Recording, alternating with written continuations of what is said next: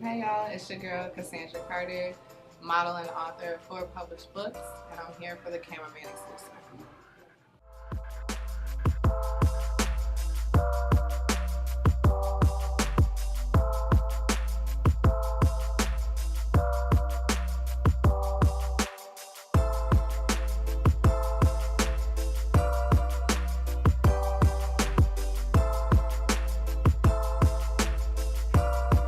What's going on, everybody? This is Cameraman Craig here with the very first episode of Cameraman Exclusive with my special guest today, author and model Cassandra Carter. Cassandra, how are you doing today? I'm good. Thank you for inviting me. Thank you for coming. Yes. Let's jump right into it. Let's do it. You are a model as well as an author. Now, you are a published author of 4 books. Yes. Tell me about those books. Okay, so Fast Life here, which you guys have, is my very first book. This is the book that really inspired me to become an author. First book I ever wrote in my life, actually. It's just so happened to be published. So this first book is more of about this girl named Kyra Jones. You know, she was born in Chicago. She came up in that fast lifestyle of, drugs, fast money, all that good stuff that we like to glamorize these days. And basically, she's faced with a sudden move. Her mom gets a promotion to an island in the Bahamas. So they have to pick up and, leave her life, everything she's known for this new island. And, during that time, she does, kind of make a new life for herself. She meets new people. She falls in love. She starts to see there's more to life than what she's used to. However, that old life does kind of creep up on her, and it kind of ends in a tug of war between her new life now, with her new love, who's Justin. This was like another one of my main subjects in my book. Is she going to choose that route, or is she going to stay with Makai, who is her old love from Chicago? So the first book, that's kind of the gist of that. And then the second book, Love, Lies, and Consequences of the Fast Life, actually picks up in real time.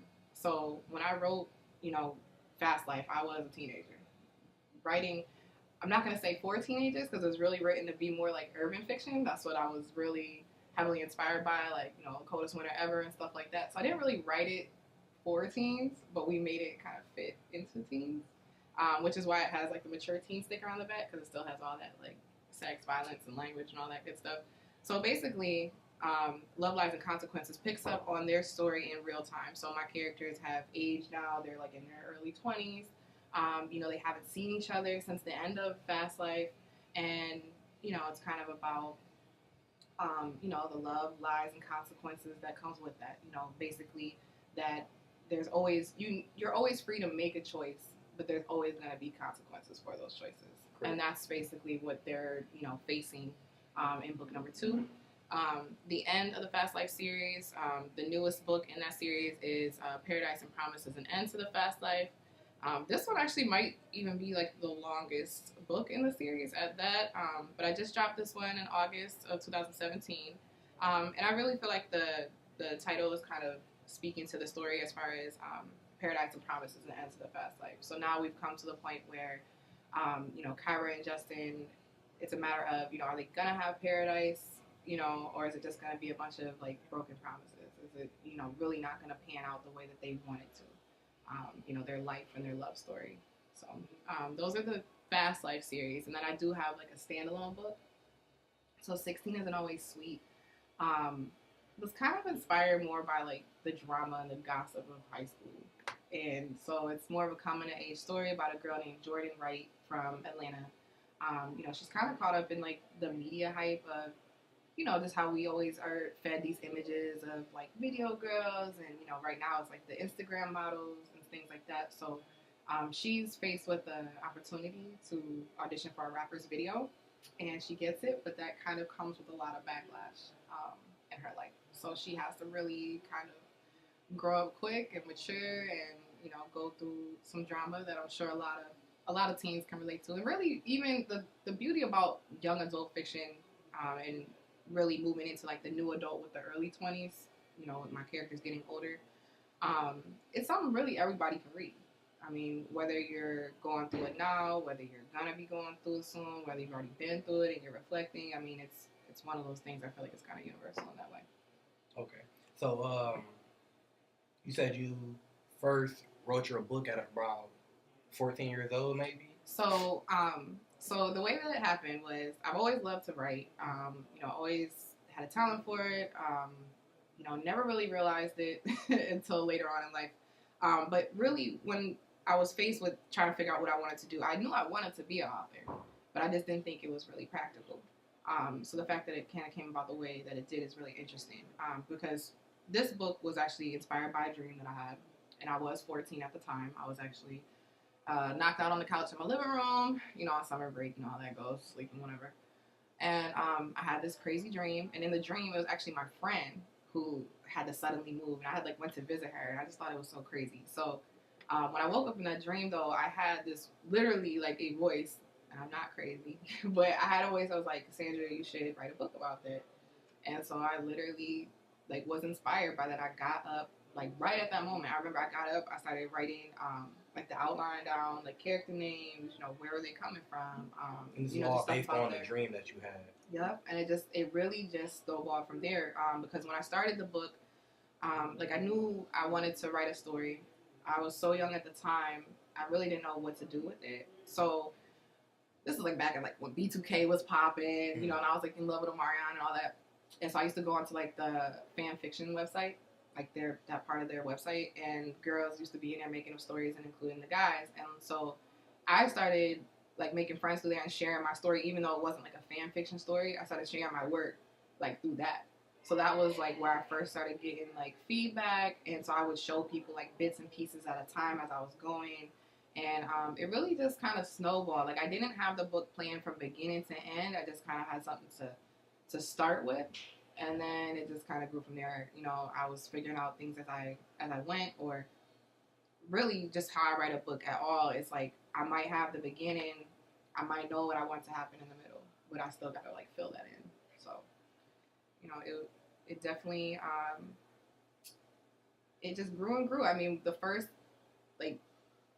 copy, I guess you could say, or manuscript for Fast Life was actually over 130,000 words. It was really the size of 2 books. It was a size of 2 of these. And even when I got signed with Cameraman Craig, the first challenge I was faced with as an author actually was to edit. We had to cut the book down because in book format it was over 500 pages, and they're no one is going to read this. This is too long. We got to cut it down. So we cut it down for some of the violence a little bit and just length, and still were able to really preserve the story. It still makes sense. It's still a good book. It's even actually better now, I think, because of that. So that was one thing that I know a lot of authors are scared about, and I know a lot of even kids in school are real reluctant to edit their papers, essays and stuff. But trust me, editing it saves you every time. Okay, now are these books, preferably the first one, a reflection on your life, or are you very similar with the main character of the book?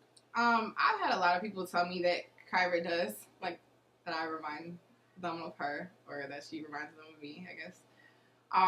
It's not really written to reflect my life. I won't say that I haven't been through anything that's in my books or anything like that, but I do try to take, whether it's something that I've had happen to me or it's just something I observed, something someone else has told me. If I do include it in my stories, I do try to put a spin on it and still kind of make it my own, and not basically put my business out there or their business out there in the book. So there's actually been times, especially with Fast Life, where I wrote it and then looking stuff like that happened to me after.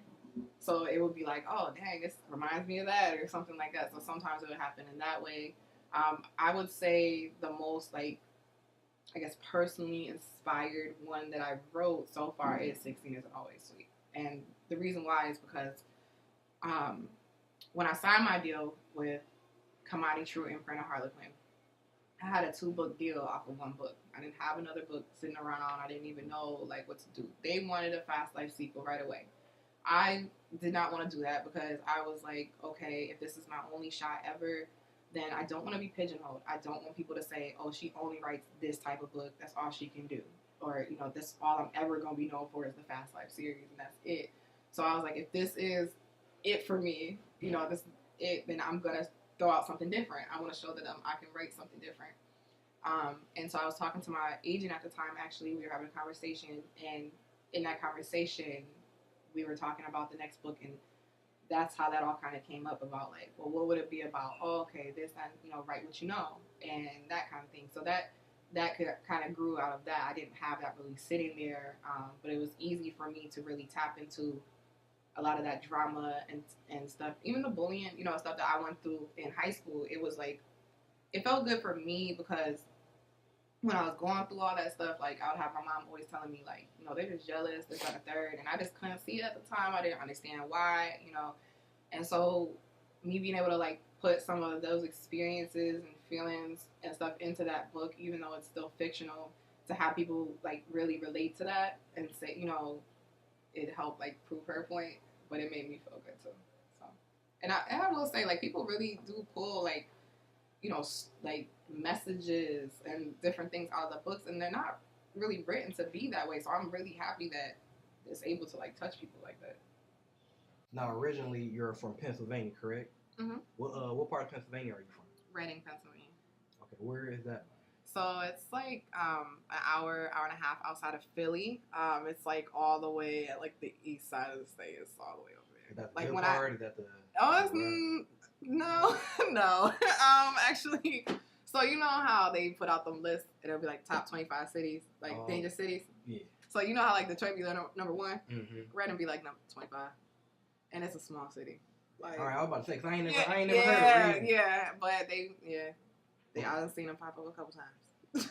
So you and your mom moved here when you were 9 years old, right? Mm-hmm, yeah. Okay. So what was that move like for you? So at the time, we had a lot more family out here, actually. Like, my aunt was out here, and my uncle, my cousins, and everybody. So I remember one time, I was actually sitting in the living room with my mom. She was on the phone with my aunt, and I don't know, they were talking about it, and, like, my aunt was like, you want to move to Michigan? And I was like, yeah. And next thing you know, we were moving here. At that time, did you know anything about Michigan? I have visited, I think, like, one time before I came. So I came and visited in Ann Arbor, because that's where they were staying at the time. So I did come to visit, like, once. And I think that was why I was so, like, gung-ho. Like, yeah, let's do it. Like, let's move. I don't know. I started 4th grade here, and it's been history ever since, basically. But the funny thing, though, is that even though we're going on, oh, my God, almost 20 years since I moved here. That's all. God.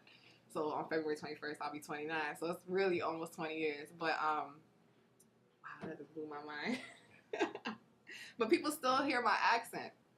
Like, even all this time later. Like, I always am getting asked, like, you from here? You from the East Coast, ain't you? Like, as recently as my photo shoot, like, last week, my makeup artist, Lauren, was like, you're not from out here.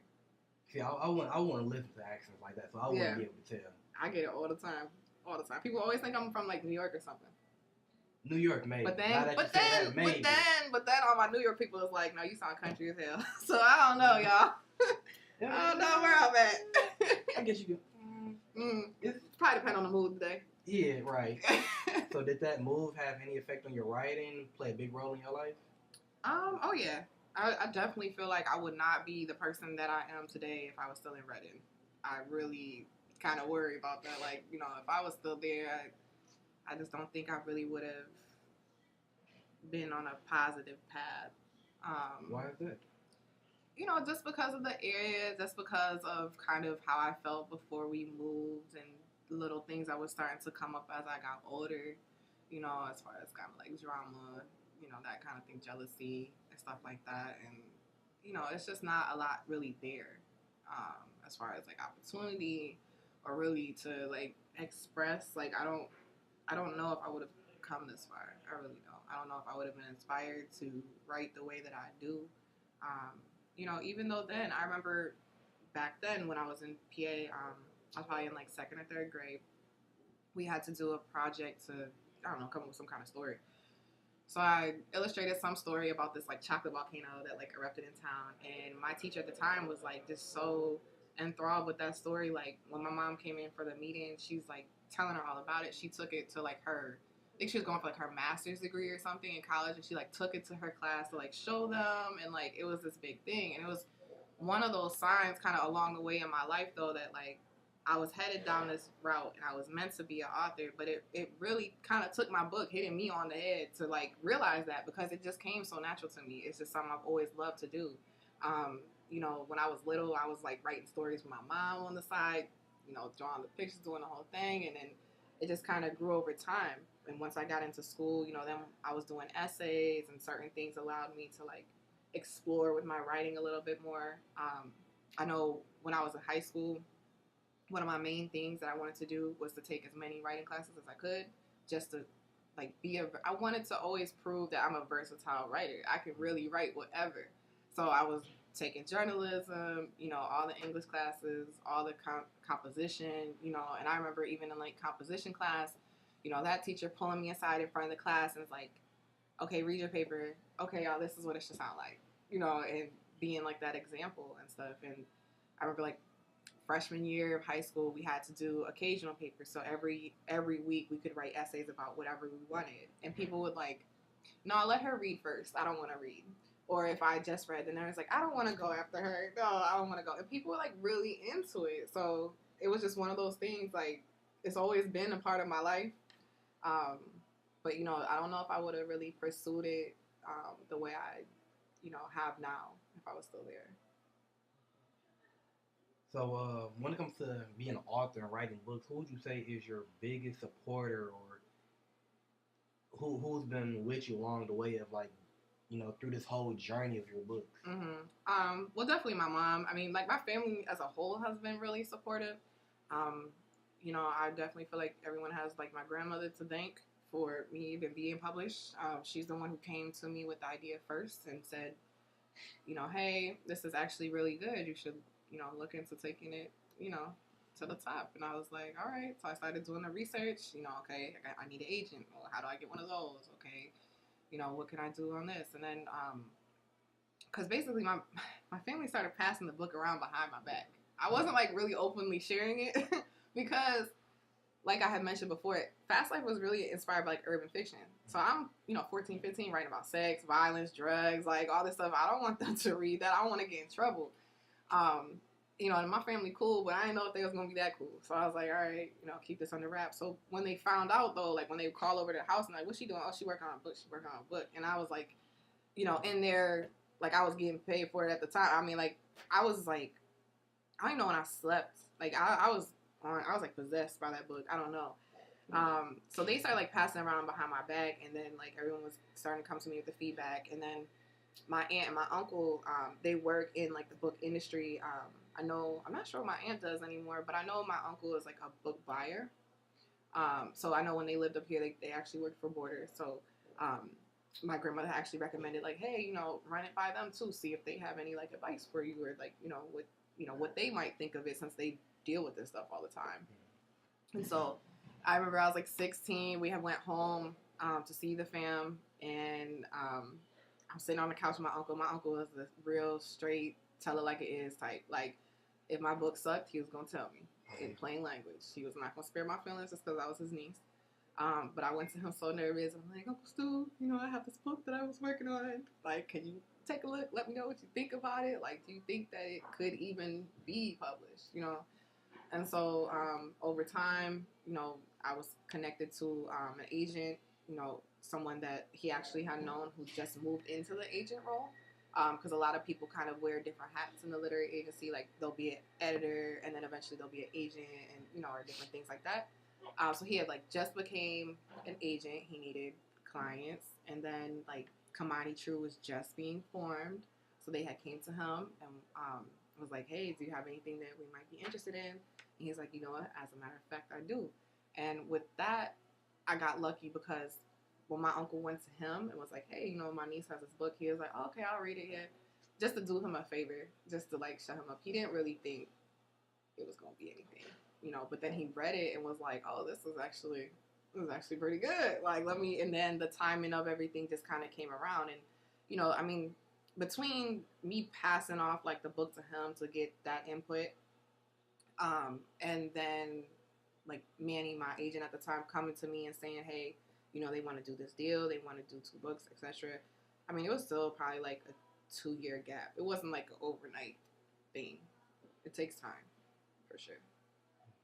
Now you mentioned that your family basically was all behind you and very supportive. Even mentioning your mom. How was the relationship with your mom? I will assume that it's a pretty good relationship looking at the success of your book. So can you kind of touch on the relationship you have with your mom? Yeah, that's like my best friend. Like I tell my mom everything, probably too much actually. I really don't have no secrets to my mom. I feel like that's something that a parent wants. Especially moms with their daughters, they want you to be able to come to them and just be able to talk. Because I know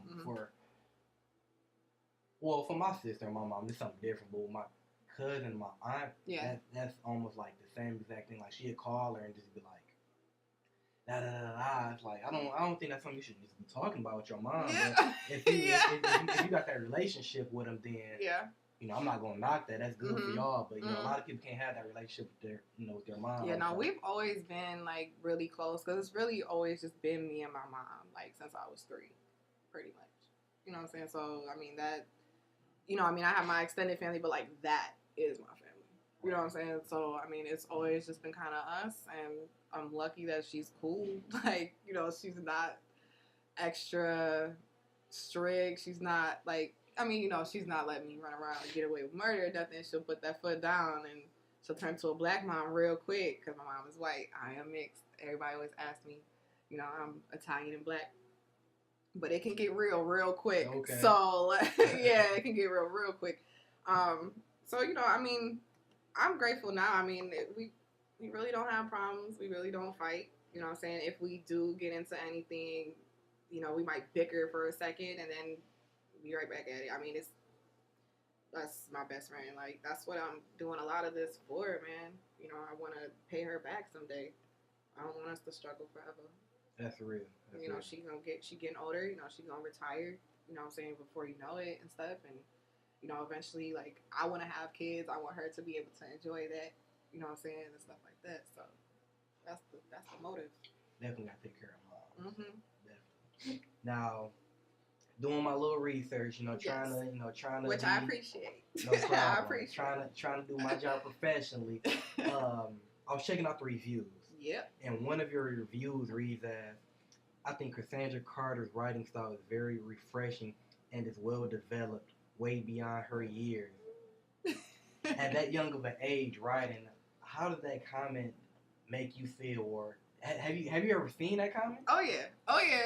When was the first time you noticed that comment? Probably like right when it dropped. I don't know, because I check my pages like periodically. I'm not on there every day. I'm not that bad, but I do go on there every now and again, just see how the feedback's going, if there's anything new. I've been so blessed and lucky that a lot of people actually like my work. So most of my books are rated, 4 or 5 stars, pretty much across the board. I really don't see. Say that again. Pretty much all my books are like 4 or 5 stars. Like, you really can't go wrong. I don't write boring books. That's the thing about me. I don't write boring books. I know how to pace it from that first page on. You don't believe me, I dare you to pick it up and start reading it and see if you can just stop. Those reviews, like, honestly, anytime I get a review, well, generally when it's a good one, it really, like, keeps me going. And that timing has been so, like, crazy, because there will be, like, days where I'm just like, I don't want to do this. I don't think I can do this no more. And I'll get on there and, like, literally I'll just have, like, a new review, and it'll be something so great. I'm like, oh, thank you guys for, like, reminding me why I do this. And, it's bigger than me and everything like that. So that one in particular, like, with it saying that, kind of like me being beyond my years and everything, it's surprising, but it's not at the same time. It's not surprising because, like, all my life I've heard that just about my personality, that I always seemed older than I was. So that's nothing new. As far as, like, when it comes to my writing, yes, because I still feel like I'm really new to the game. I feel like, the first 2 books that I wrote that were traditionally published I was a kid. I was a teenager when I wrote both those books, you know what I'm saying? And then I came into, the independent side of the game when I was 25. So now that I'm doing it myself, it's like a reinforced pride there because I was responsible for this project from beginning to end, cover to cover, whereas this one, they did the cover, they did the blurb, they, all I did was write the book and help edit it, basically, in that case. So I mean, all feedback is good feedback. I love to hear what people like think and have to say. I love when they get so like involved and they're like all emotional and stuff. I feel like that's when I know I've done my job as an author, is when I evoke emotion. Because these books will make you laugh, cry. You're gonna be mad. You're gonna be ready to fight. It's everything is like in each book. I really try, and I really write it so that like people can really see it and feel it. Like really, I write them like a movie in my mind. It's like a movie in my mind. That's how it plays out, and then I'm writing it down for you to read it and like it play back to you, and that's kind of like my style in a sense. But yeah, I always strive to like be original and be different. I do not want to do the same thing. That's part of actually why Fast Life is a little tweaked the way it is, with like the Caribbean, that little taste of the Caribbean with the street life, the urban fiction, because I got tired of reading the same book. I got tired of picking up, the same book about this drug dealer and this pretty girl, and then they get together and there's money involved, and then somebody gets shot and dies, and then she goes on probably with the money, and I don't know, it's just like the same thing over and over and over. It's just different names, different cover maybe. So that was kind of why I did that as like my contribution to do something different. But I know I've been getting good feedback on the new book, but people are not going and leaving those reviews. So like anybody reading this, if you read my books, please take them 2 seconds to, just even if you just want to click the stars, even if you don't want to say anything, all you gotta say is it was good, it was great, whatever. If you don't want to, if you're not, you don't have a way with words, you don't want to go on and on or anything or give the book away. That's cool and everything. So I'm still looking for some more feedback on this new one, but so far so good. People really, really love the series, so I'm excited. Okay, now besides being a published author, you are also a model. I do a little something. I do a little something. A little something. All right. So when did you first start doing modeling? So that's another one of those things that like has kind of followed me my whole life. Like everyone always was telling me since I was little, you should model, you can model, and I would always get approached by like all those like modeling schools, like John Casablanca and all that stuff. But coming up in a single parent home, like we never really had the money to pay and do all that type of stuff. So when I was 16, I had gotten like my first job at Old Navy, and I had a little money, and I was like, okay, I'm gonna get my portfolio started. So I had linked up with a photographer that I went to school at the time, and did my first shots to get that started. But then like the book stuff took off like right after I did that. So really, the modeling kind of took a back seat for me for a while. I kind of forgot about it, to be honest. Didn't really start thinking about it again for kind of playing with the idea in like 2012, I think. I did like a photo shoot, did like a fashion show here and there, but I wasn't really serious. I think it was, I want to say November of, I think it was 2016. I think that's when I really started. Because I was looking to get back into things, and I found a photographer, really cool. I had a great deal going on, so we linked up. And then after like I did maybe like 1 or 2 shoots, I had photographers start coming to me, and then they were all coming to me, beat my door down to shoot with me. So I was able to like get a lot of work out doing that.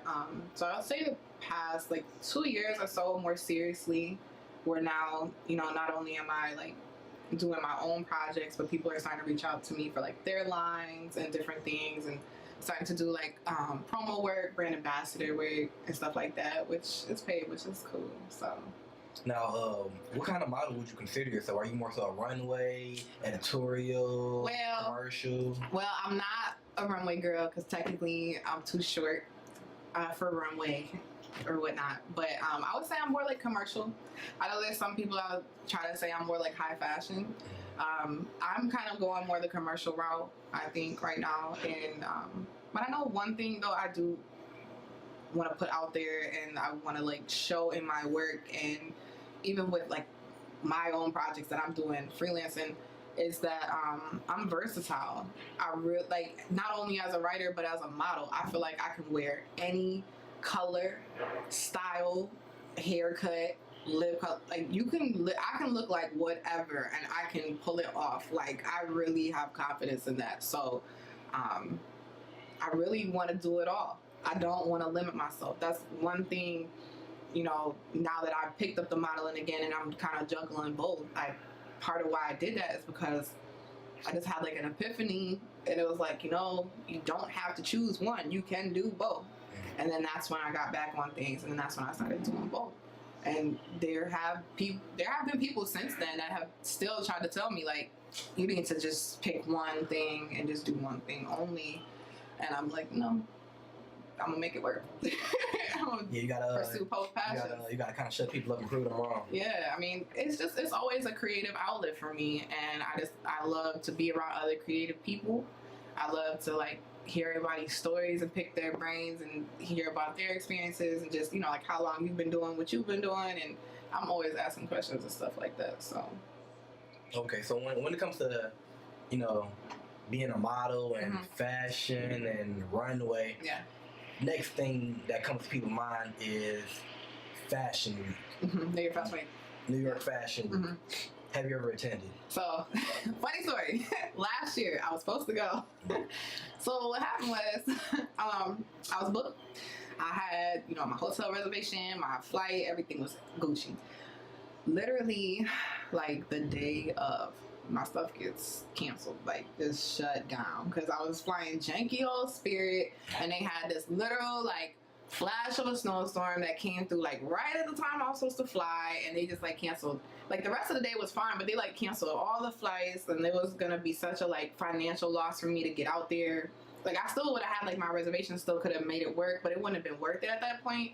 And I really had like a lot of photographers and stuff to meet up with out there, so like losing even one day that I really didn't have, like I'm already splitting multiple people on a day, like it just didn't work. So instead of sitting at home though and crying about it and taking it ill, I was like, all right, I got all my money back from my hotel reservation. I got, you know, the money from my plane ticket back. I'm not taking no financial L's. I already got the time off work. So Chicago is the next closest city, and I know that they're going to have open calls at their major agencies out there. They have Ford, Wilhelmina, and Factor, at least. So I'm like, all right, I know I can go out here like tomorrow and hit these open calls. I had just gotten my new comp cards done to take to New York. I had all, you know, the tools I needed. So I called my friend. I'm like, hey, I'm about to go to Chicago tomorrow. You down to come? She's like, all right, yeah, come pick me up after I get off work. She worked like third shift. So that morning I drove to Detroit, got her, drove out to Chicago, got to Chicago probably around like noonish, their time or so.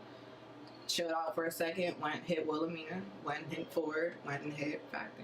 You know what I'm saying? I didn't get anywhere during those open calls per se, but it was a good experience. It was still getting my face out there, because the thing about it is that I have a really memorable face, and when people see me, they remember me. So even though it didn't come of anything now, I'm hoping that maybe later, like, they will remember me. And I know when I was at Wilhelmina, they measured me and took pics. Same thing at Ford, even though they did both kind of acknowledge I was a little short for them. But the fact that they even took those steps says a lot, because if they're not interested, they're really not interested, and they're not even going to bother to take your picture. They will send you out that door. And, you know, at Factor, I was in the lineup. You know, I didn't get picked to stay. Me and actually another really good model from out here didn't get picked to stay, which is like really crazy. But, you know, I mean, it's a competitive industry. I am older now, you know what I'm saying? I'll be 29 next month. A lot of these girls are, you know, teenagers and stuff like that. So, I mean, even though it should just be about the look, you know, and I think they are trying to move away from that, but it's still a challenge. So do you have plans on trying to get back to New York Fashion Week? I know it's coming up next month. Yeah, so so they do it in February and September. Right. I think if I want to go, I want to go in September. I don't really want to go. Yeah, I'm planning on going myself, and if I go, I'm gonna go in September, just because my birthday is in September, and I think it falls like maybe a week before. Better weather. It's just, you know what I'm saying, like better weather alone. And then I actually have like a stylist friend, you know, he's pretty high profile, so he gets all the invites to those and stuff. And I think he had even kind of confirmed to me that like September, like the fall fashion week's a little better. So yeah, I kind of feel like the one in February is kind of like low key. Like, don't too many people know about the fashion week in. It's changing a lot, and it's just changing a lot. There's a lot of designers that are pulling out of the fashion weeks and aren't doing them as much. So I do want to make my way out to New York, period, because I really haven't made it out there just yet to kind of like poke around at the agencies and just see what else is out there. I also have like several photographer connects I want to act on out there, but I've been making trips to LA. That's been like my little happy place that I've been running away to. Okay. Every couple months. So, can you see yourself living in LA? Is that where you want to? Yeah, I could see it. It does. Thing about LA that makes me nervous is like the cost of living, because that's what, of course, yeah. But I had a friend actually that I used to work with out here, and he now lives in Germany because that's where he's from. But he was telling me about his time living in LA, and he was like, "Look, if I can do it, you can do it. Like, I know your hustle." He's like, and I wasn't out there living some like poor man's life. Like, you can do it. You know what I'm saying? But it does kind of make me nervous. But I love it. I feel like it's really the only place I've ever traveled that I didn't feel homesick. Like, I felt at home there. Like, I didn't want to come back here. Like, but any other time, like, you could send me to like the Bahamas, and like the first night I'll probably be like, all right, it's cool, but I kind of miss my house. Like, I'm weird like that. I have like really bad like homesick issues. But going out there, I don't ever feel that way. Besides LA, can you see yourself living maybe somewhere else in another state, or maybe even off the country? So like even for modeling or writing more books. Yeah, I mean, I'm open. I want to explore the world. I'm young, I'm single, I don't have no kids, so I don't really have anything like tying me down. If I do live anywhere, it has to be a big city, because I'm a city girl and I feed off that energy, and I just love, especially like in LA, you just bump into creatives. Like, that really is what makes me happy. So, I used to think about New York before like cost of living, like thinking about stuff like that, and then the fact that they still have like such horrible winters and everything on top of it. But yeah, I was dabbling with Atlanta too, like big cities like that, just somewhere where it's more opportunity, and it's just always stuff going on. I love the city. I like when people are in New York and they're like, it's so dirty and it stinks. It's like, I love it though. Like, I love how the grittiness just mixes with the beauty and the history, and like, I don't know, it's just always so much around you if you just pay attention. Okay, now since moving from Pennsylvania to Michigan, what has Michigan been like for you? What has Michigan really like offered you? Has it been a real good journey if you've been here? Has it opened up doors, created relationships? Yeah, I mean, I feel like, that's anywhere. I mean, you're going to have your ups and downs. Before I came out here, I wasn't like, really doing too much in Pennsylvania that, would require like connections or anything like that. So, I mean, I've kind of grew up out here.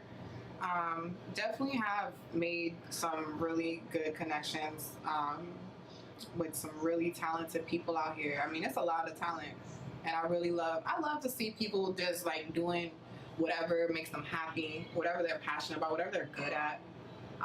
So, I've definitely worked with some like really good photographers. I've modeled for some really good stylists that I'm hoping to work with again. What else? What was it? Oh, I mean, just like I'm just off the top of that, like just talk about your experience of just being in Michigan. I mean, it has its ups and downs. I mean, I have my good times and my bad. I'll be honest. The beginning of this month for me was really not good. I was going through it. I feel like that's everybody. Like, I mean, I also have my goals for like, my little New Year's resolution. But I wasn't even doing that. Man, I'm not gonna say I'm not still on that track, on that path, following, because I'm doing it. It's just like life. Yeah, life just hits you. But see, that's where discipline come in, and that's one thing that like I do try to stay on myself about, is like being disciplined and making sacrifices and taking that time and making that time and making myself do it. Especially with like the writing and stuff, because it's easy to be like, oh, I'll do it tomorrow, I'll do it tomorrow, I'll do it tomorrow. Next thing you know, you haven't done anything. So I do try to like kind of stay on myself. I know I'm already kind of wheels is turning for the next book. I'm excited because the next book is going to be something completely brand new. I'm not building off of any previous characters. So we're going to be developing some new, fresh, original ideas that no one's ever heard of before, no one's ever read. And I'm really excited because they're going to be hot. Now, throughout this whole interview, we've talked about modeling, we've talked about writing books, talked about relationship with your mom. what are your short and long term goals, preferably about 5 to 10 years, maybe? So short term right now, like I need to get back to LA. I need to get away so bad, and I'm still trying to like expand out there. Still trying to network out there. Another thing that I want to do, I did start a blog for mymisses.com. So I launched that back in I think March 2017, kind of randomly, but I am looking to kind of like redo that, give it a more official look. That's more me, and I just want something a little more crisper. So that's something I'm working on doing. I still don't have like my own official site. I do everything off my socials and Amazon, Barnes and Noble, everything. So I would like to kind of pull all that together, tie the blog in with it, do that. So that's like certain stuff I'm looking at for this year. Probably looking at at least outlining another story. Hopefully starting on that. When it comes to the modeling, I mean, I'm definitely hoping to like get signed to a major, get major representation behind me. But it's also to get the work, because that's really half the battle. Like, you get signed, but are you getting booked? Are you getting any jobs? You know what I'm saying? So, and I want to be good. I want to earn it. I want to like work up to that point where I know I'm that good to command that money or get that job, or you know what I'm saying? Like, I don't want to just be there. I want to know that like I'm here for a reason. So just continuously growing and getting better and improving. I know I told myself this year I was going to focus on being progressive and not just productive, because there's a lot of people out here that are churning out BS and thinking they're doing something, and it's trash.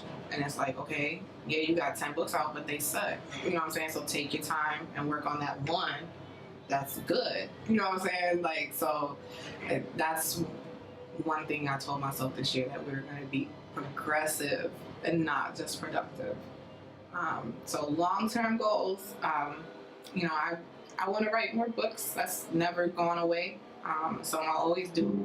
I'm definitely hoping for more opportunities with like the modeling and everything. A lot of people tell me I should look into acting too. So it would be interesting to see if any of those like opportunities arise. I know I was extra in the Batman Superman movie. I seen that. And I seen that. Yes, and everybody be seeing me in there, and it's so crazy. And to this day, like I'll get messages like on my social or text or whatever, and people be like, "Were you? Was that you? I just see you." And people were spazzing when they seen that, and that was testament though to the fact that I have a recognizable face. Like, you know what I'm saying? You're gonna remember this face because it's literally like not the best lit scene in the movie. You don't know to look for me. It's 2 seconds of the camera going like this in front of my face. All right, now for the people who may or may not know you or who've seen that movie, let them know what scene that was in that movie. So it's the it's the Superman funeral at the end of Batman vs Superman. Batman vs Superman. Okay. Yep. Because I had gotten to do 2 scenes with them, and that one actually made the cut. So that was pretty cool to actually like see myself. And that you might say it was 2-3 seconds, but that was. Yeah, it was. Yeah. Props to that. Hey, but it was. People like really was spazzing off that though, like for a long time. Like I still hear about it. That movie's old now. Like it's kind of old. I mean, I got it on DVD. I'm just a geek like that when it comes to like the Marvel DC. But well, I mean, I say that because we were filming and stuff. It took a while between when we were actually filming that and the movie came out, and then now that it's out on DVD and stuff. So like when that was done, it was a little while ago now. But on the topic of movies too, I get a lot of feedback that my book should be movies. So, with the Netflix series and things like that popping off, like I have been kind of thinking about that a little bit heavier, and what it might take to make that happen and make it happen the way I want it to happen, because I will not do no low budget movie. You are not gonna it can be low budget, but it's not gonna be low budget. You know what I'm saying? Yeah. We ain't doing those. Not no Lifetime movie. No, it could be Lifetime. Lifetime official as hell. Lifetime could cast me in a movie. I'll be excited. Okay, shout out to Lifetime. But it probably wouldn't really even fit that, because I don't think I could really go as far as I want to go with like the content. This will definitely have to be like a Netflix, HBO, one of those premium boys or something at least. If I were to do something on the side, so.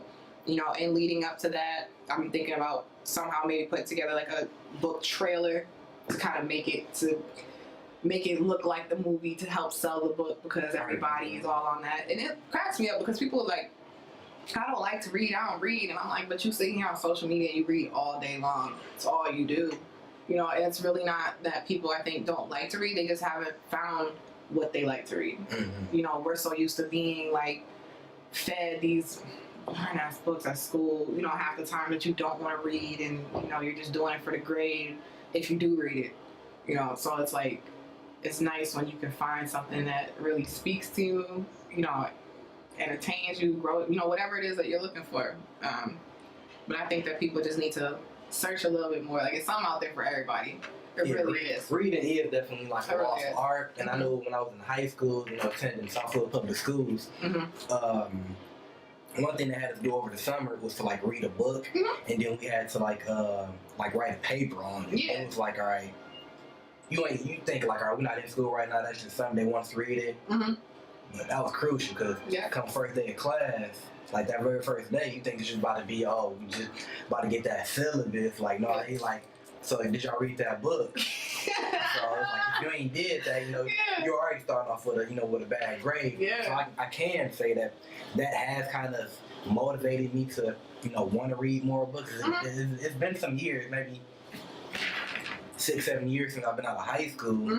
But I mean, still, every now and then I'll look at a book, or I'll be on, you know, Instagram. I might see some influencer that got their own book. It's like, let me go ahead and pre-order it. I ain't pick up a book in a minute. It's not the same as being on a, you know, on a laptop or a tablet, but you know, we gotta get that vocabulary. People are going with the audio books now too. Like, that's kind of picking up, and you know, it's interesting for me. I mean, too, because like, I know when I came into the industry, the ebooks had just came about, so we were just moving into like the Kindles, the Nooks. And I remember going to like the Book Expo America, and people like freaking out, and like all the seminars, all the stuff they were talking about was like all about digital books, ebooks. Is it gonna kill the paperback? You know, are we still gonna have paperbacks and all this stuff like that? And I'm still here, you know. And that's honestly, that's what I prefer as paperback. I need to feel it, hold it, you know, all that stuff. And you know, there's a lot of work that goes into the paperbacks. You know, especially, you know, in the cases where I like independently publish, you know, I'm reaching out to somebody to design these covers for me, and you know, helping get their work out there as well, and everything too. So, you know, it's important. Okay, now summing up everything, do you have any advice, inspiration to give to any model, writer, anyone who has a goal or dream to fulfill? I guess just don't give up, because man, I'm telling you, like the beginning, I'm gonna tell you a story. The beginning of last week, on Monday, the casting company that casted me for the Batman Superman movie dropped me because they had booked me for a job and I couldn't get out of a prior commitment with work. So I had to go to work that day, and I couldn't do the booking. And I did tell them, but they dropped me as a result, because it was like a rush call and blah, blah, blah. So I was like so devastated, because I didn't know any of this until someone had passed along a job for like this commercial they were trying to get models for like, it was like a $2,000 job. And I'm like, well, why didn't I get this email? So I go to like pull my account up. It's like account I found, you know, that hard sync. I'm like, oh, I know this is bad off the jump, you know. So I call them, you know, get the bad news, and like I was so devastated. I just cried. I cried for like 3 days straight. And I'm not even exaggerating. Like, I mean, I'm like at my desk at work, just sitting there on the phone, like tears running down my cheek. And I'm not even an emotional person like that, especially like to show my emotion, like those type of emotions, especially in public. Like, no. So I was going through it, and I was just really at a place where I just felt so like hopeless. And I was just like, God, is this really gonna be like the rest of my life? Like, all I'm gonna have is these stupid 9-to-5s, you know, and it's just not fulfilling. I'm not happy, and you know, what am I gonna do? Like, this is it. Like, I really felt like that was it for me, you know. But I really had to take some time, you know, to get myself together, and realize that it's only it if I want it to be it, and that it's a setback, and it's unfortunate, and it's a lesson learned for sure. And I won't ever make that mistake again. But to know that they're not the end all be all for me. You know what I'm saying? And there's still so much else that I can, you know, I have to share with the world, you know, when it comes to the books too. You know, just staying focused and being fully aware of what like I have to offer. You know what I'm saying? So I think it's just really important to like really get in tune with yourself, to really sit down on the side, like, you know, how much do you really want this? And then go for it. And don't let nobody stop you. Don't let no bad. I done got 1-star reviews. I done got all kinds of stuff. You know what I'm saying? It's a lot of, I done seen people talk stuff on me behind the scenes, you know what I'm saying, that like really shouldn't be speaking, you know, on me or about what they are. You know what I mean? It's just all part of the territory, and it's really about, I think, just how much you want it. Because, you know, had I just given up like I planned to, I wouldn't be here talking to you about these books right now. You know, and it's something, and hopefully it's something in this interview that somebody needed to hear, or that could help inspire them to, you know, pursue whatever it is that maybe they're unsure of. You know what I'm saying? I know I've come across a lot of people that wanted to write books, but I'll never forget, I did a book talk at, I think it was Redford Library. I went to different like libraries in Detroit and stuff. And I remember the kids there was telling me all about like they wanted to do like their catering business, they wanted to have a magazine and like all this different stuff. And it's like, take those steps now. Like, you don't have to wait. You don't have to wait for somebody to give you the go ahead to do what you want to do with your life. You know what I'm saying? Like, do the research, do the work though, because the work is there. It's enough work there for everybody, and it's gonna be there. So you gotta put that work in. I mean, you're not gonna get no results without it. So I would just say, like, you know, just keep working hard, stay disciplined, and just don't give up until you get where you want to be. So for anybody who may want to, you know, follow along with the series, where can they find the books at? So all of my books are on Amazon.com, Barnes & Noble. You can go into the stores and they can order them into the stores for you if they're not on the shelf. I make sure that all my books are available in paperback and ebook. So whether or not you like to read on Kindle, you know, Nook, tablet, whatever, it's available digitally as well. You can also find them on like iBooks, on like iTunes and all that stuff like that. It's on there. So yeah, I mean, pretty much wherever books are sold, I got you covered, however you want it, paperback or ebook or whatever. So. And for everybody who may want to stay connected with Cassandra and get into Cassandra's personal life, see what she's doing when she's not modeling or writing books, how can they stay connected with you? So pretty much all of my handles are Call Me Miss Carter. So that's Carta at the end. So Twitter, Instagram. I do have an author page on Facebook, and then I also have my personal page. So, you know, feel free to search me on there. I'll probably add you. See, I have the blog now for mymisses.com. So that's out as well. And I think that's about it for wherever I am. I know I do have my author page on Amazon, so you can also go on there and there's a button you can hit to kind of be alerted when I drop like new projects too. So that's always an option for people to follow on there. Okay, any last minute comments or remarks? No, thank you so much for having me. It was a good interview. It was a good little combo. Thank you for coming. I'm glad to be the first one. I feel like real official, real VIP. Oh yeah, we like definitely done set the tone for our rest of the interviews. That's right. They better come with it. So that basically concludes the first episode of the Cameraman Exclusive. She already mentioned where you can find her at on social media. Yes, follow me, please, and you know, say hi. I don't bite. Don't be a lurker. Don't be a ghost follower. Hey, don't be a stranger in the DMs too. Talk to her about these books. I know I say follow DMs. But no, you can follow me at on Instagram at official Cameraman Craig. I'm also on Twitter, YouTube, Facebook, Cameraman Craig, Snapchat. No, I don't do the Snap. I tried. I can't. I use Snap for one thing only, and then I got rid of it. So you can follow me on Snapchat, Cameraman. I mean, we be honest, right? Just saying. No, keep it on here. It's for the filters. It's for the filters. I don't use filters. It's for the, but that was my reason. Okay. So until next time, Cameraman Craig, Cassandra Carter, and we'll see you next time.